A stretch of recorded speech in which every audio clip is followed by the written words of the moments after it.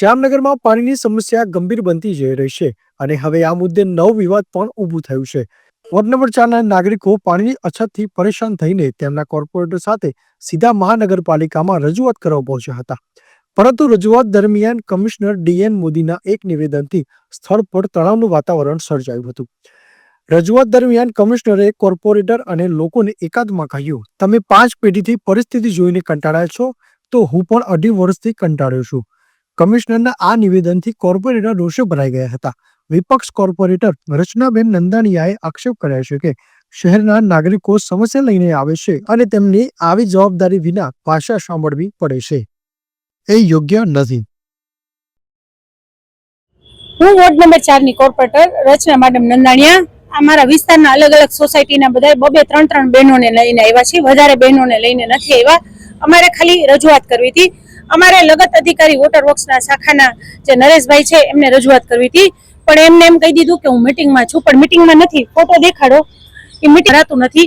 એક બેને એવી રજૂઆત કરી કે ફોર્સફુલી પાણી નથી આવતું, અમારે મોટર મૂકવી પડે છે. હવે અમે બહેનો બાંધડા બાંધી છીએ, ટિફિન બનાવી છીએ, બ્રાસપાટના કામ કરી છીએ, અમારા હસબન્ડ મજૂરીએ જાય છે, તો મોટરનું અમારે લાઇટ બિલ બહુ આવે છે, તો અમને ફોર્સફુલી પાણી આવે એવું કરી દો અને સમય થોડોક વધારી દો 1 કલાકનો. એટલે અમે સાહેબને એમ કીધું કે સાહેબ આ સાહેબનો વાક છે, એના ઉપર કાર્યવાહી કરો. બીજું કે જે તે વાલમેન છે એની ભૂલો છે, તો સાહેબ અમે વાલમેનનો ફરિયાદ કરીને તમને વિડીયો ઉતારીને દેખાડી, તો સાહેબે એમ કીધું કે તમને કીધું ને કે અમે જોઈ લેશી, તમે તમારી રજૂઆત કરી દીધી ને. મેં કીધું સાહેબ અમે 5 પેઢીથી અહીંયા રહી છે, અમને ખબર છે કે જામનગરમાં શું શું હાલે છે. તો કે તમે 5 પેઢીથી લ્યો છો, તમે કંટાળી ગયા છો, તો હું તો 2.5 વર્ષમાં અહીંથી ફૂલ કંટાળ્યું છું. હવે હું અહીંથી જાઉં તો સારું. તમને મીડિયાવાળા ભાઈઓ હોત તો તમને ખબર પડત. તમે સાહેબની ફૂટેજ કઢાવો, ઈ કે હું 2.5 વર્ષમાં અહીંયા કંટાળી ગયો જામનગરથી. તો ભાઈ તમે કંટાળી ગયા તા તો તમને ગામડામાંય મૂકે, તો તમે ભણ્યા શું કામ?